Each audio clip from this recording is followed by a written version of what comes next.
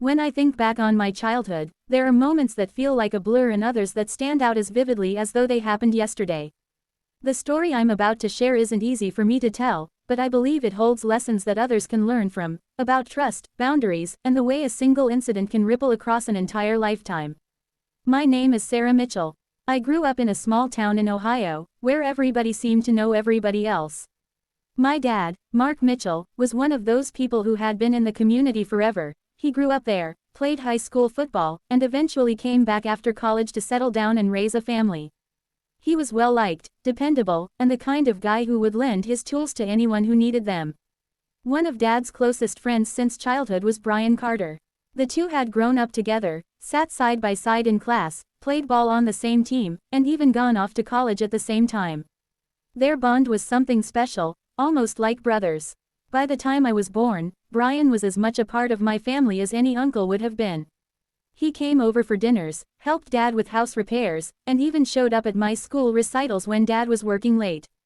At first, I thought having someone like Brian in my life was a blessing. But over time, things changed in ways I never expected. When I was 14, Dad decided to take on a major home improvement project, rebuilding the old wooden deck in our backyard.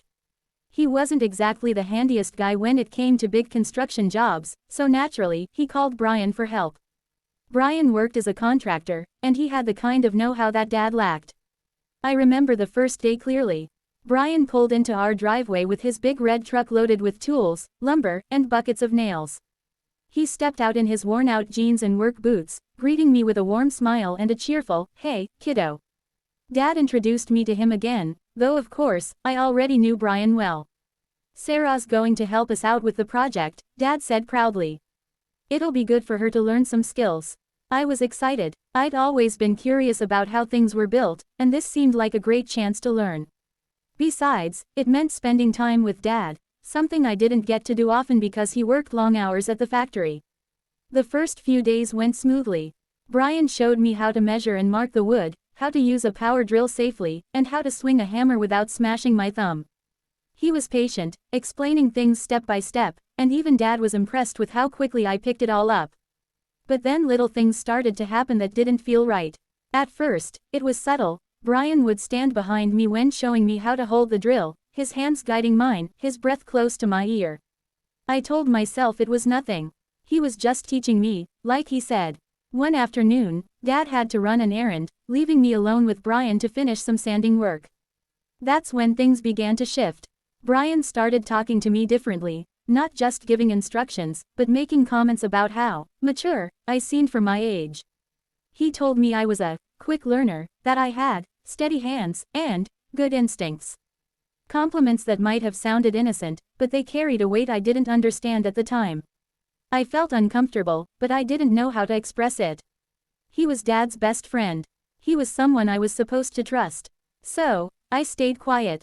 Over the next few weeks, the project continued, and so did Brian's behavior. He started lingering when he didn't need to, holding on to my hands longer than necessary when showing me how to use tools, brushing past me in ways that felt deliberate. Whenever Dad was around, Brian kept things completely normal. But when we were alone, the tone shifted.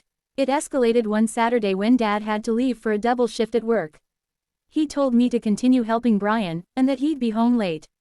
I remember standing there with the sun high in the sky, the smell of sawdust heavy in the air, and the weight of unease pressing down on me. Brian smiled at me and said, "Don't worry, Sarah. I'll teach you everything your dad never had the time to." At first, I thought he meant deck building. But as the hours passed, it became clear he meant more than that. His words grew more personal, his tone more intimate. He started telling me about things he claimed I needed to know as I grew up. That day marked a turning point. What began as an innocent learning experience had gone too far. He crossed boundaries, subtle but undeniable.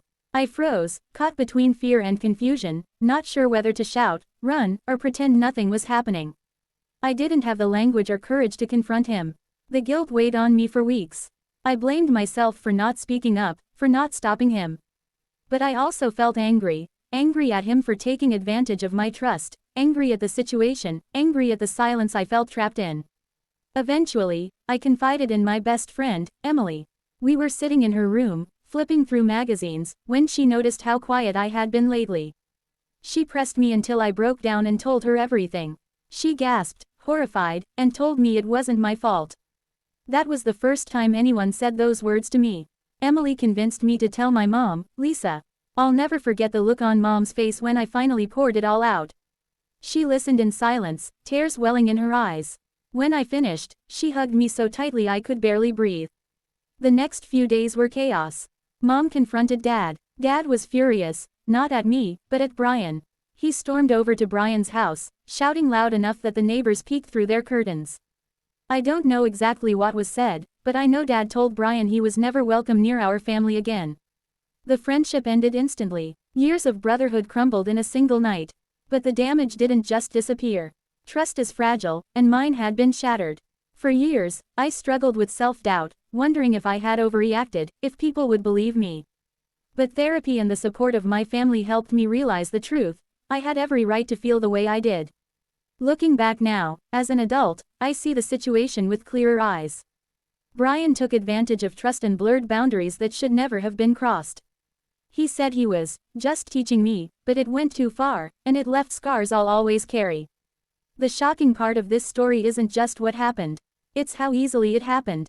How someone so close to our family, someone we trusted, could manipulate and harm without anyone noticing until it was almost too late. My story isn't meant to spread fear, but awareness. Sometimes the people who seem safest aren't. And sometimes, speaking up feels impossible, but it's the most important thing you can do. If you ever find yourself in a situation where something feels wrong, listen to your instincts.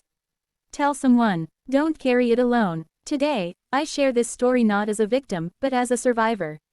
What happened to me changed my family forever, but it also taught us the importance of listening, believing, and protecting one another.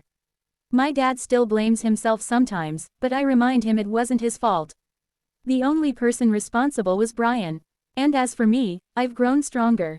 I learned that silence only protects those who do wrong, not those who've been wronged. By telling my story, I take back the power that was stolen from me.